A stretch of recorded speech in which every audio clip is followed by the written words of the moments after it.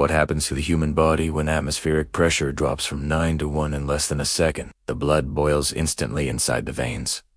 The organs explode. In 1983, a stupid mistake on an oil rig forced a 90-kilogram man through an opening of only 60 centimeters. The result was so violent that the autopsy described parts of his body found 10 meters away. Welcome to the Byford Dolphin incident. To understand how 4 healthy men were literally obliterated in a fraction of a second, we need to understand where they were. We are in the North Sea, one of the most hostile and profitable places on planet Earth. It was November 5th, 1983. The semi-submersible drilling rig Byford Dolphin was operating in the Frigg gas field, explored by the French oil company Elf Aquitaine. Working there was not for just anyone. It was a job for the elite of human engineering. Strong men, technically brilliant, and brave enough to live where human biology says we should not be. They were saturation divers. Do you know what saturation diving is? It is the closest job to being an astronaut that exists on Earth, but with a much more immediate risk of horrific death. When you dive very deep, nitrogen dissolves in your blood. If you come up too fast, this gas forms bubbles, like when you open a shaken bottle of soda. This kills. To avoid these divers live inside a pressurized chamber on the rig for weeks on end. They breathe a mixture of helium and oxygen, live under crushing pressure all the time, and only decompress once.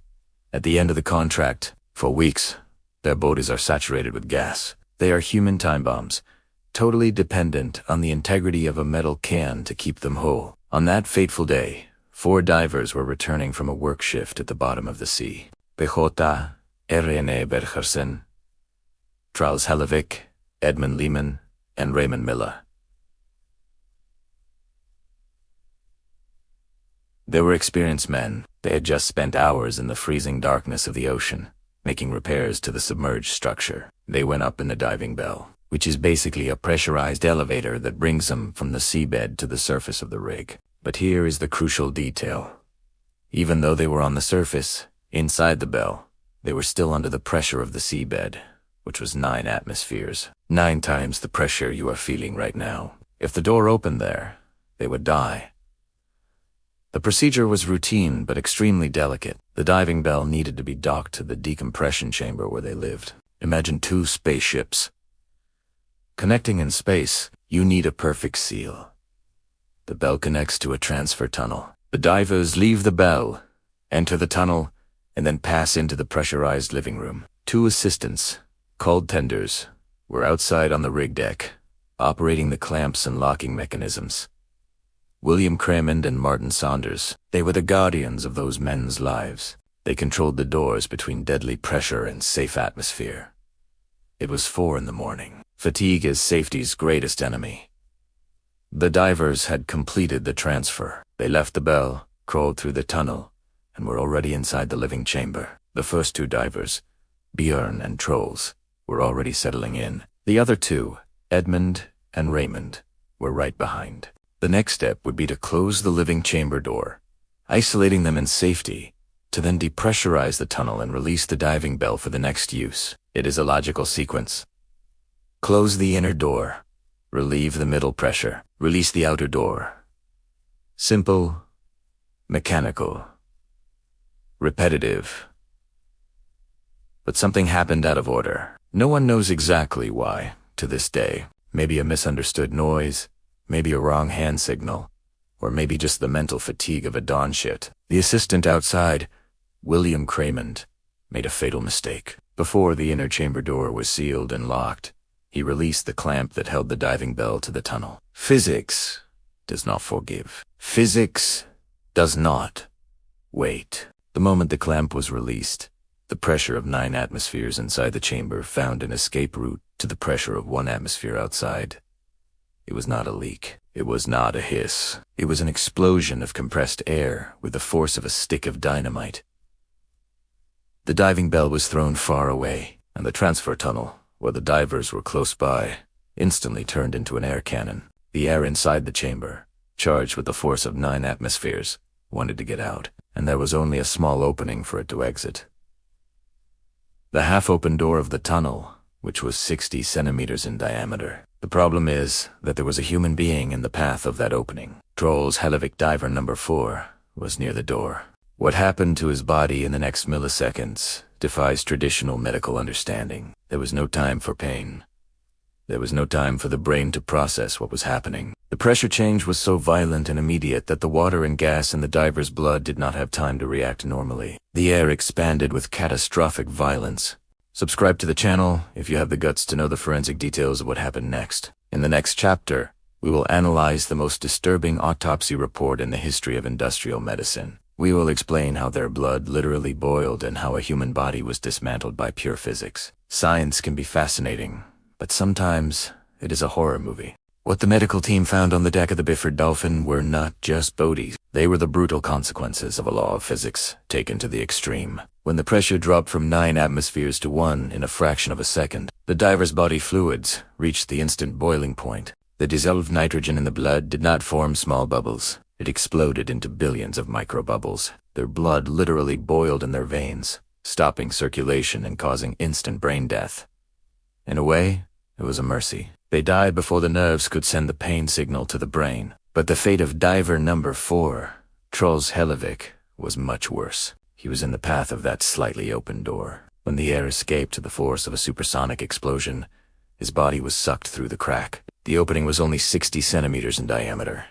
An adult man's body does not fit there, but the pressure of 9 atmospheres does not care about anatomy. The autopsy report is one of the most disturbing documents in forensic medicine. It describes that the body was violently forced through the crescent-shaped opening. The force was so devastating that the body was bisected, torn in half in the upper abdominal region. Parts of his spine were ejected and found 10 meters away on the rig's outer deck. Other internal organs were found scattered across the compartment. And it was not just the physical explosion. The autopsy of the other 3 divers, Edwin, Björn, and Raymond, revealed something that looked like science fiction. Upon opening the bodies, doctors found large amounts of white fat in the arteries and lungs. The blood had boiled with such violence that it denatured the proteins and separated the lipids, the fat, which solidified in the vital organs. The soft tissues looked like they had been cooked from the inside out.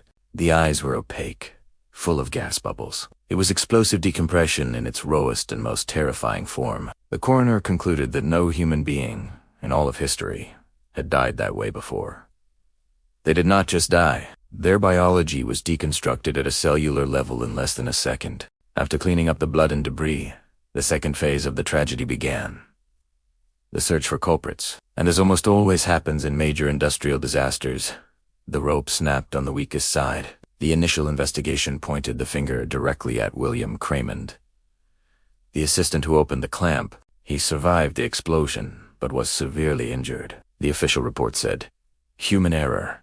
It said he was negligent, that he violated protocol.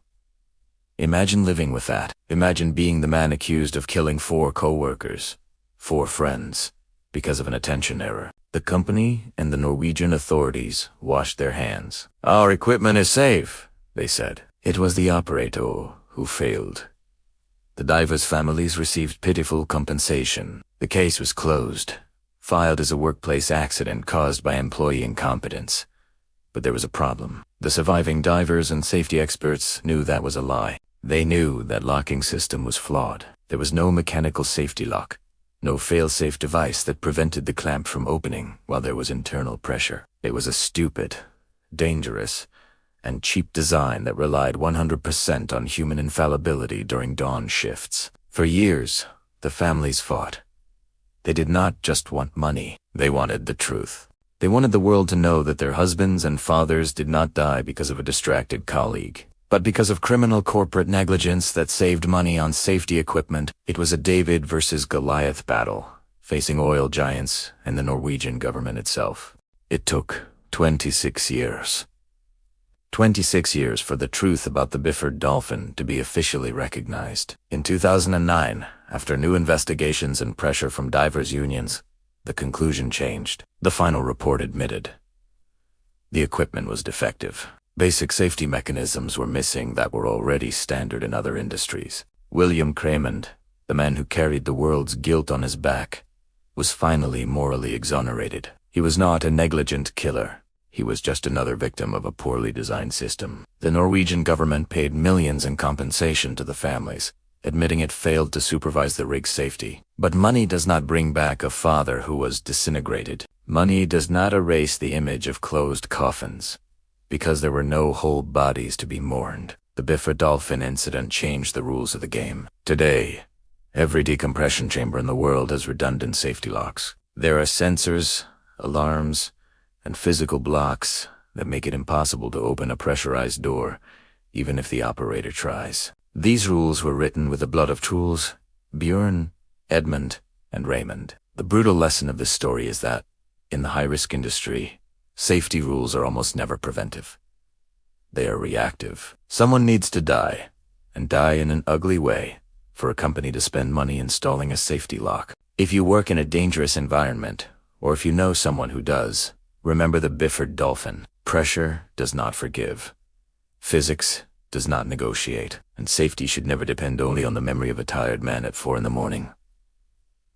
Subscribe to the channel now. We dive into the stories that companies try to hide, because the truth is sometimes the only thing left in the ruble. Leave your like for the memory of these men, and comment below. Do you think Assistant Kramen should have been forgiven sooner? I will see you in the next disaster file.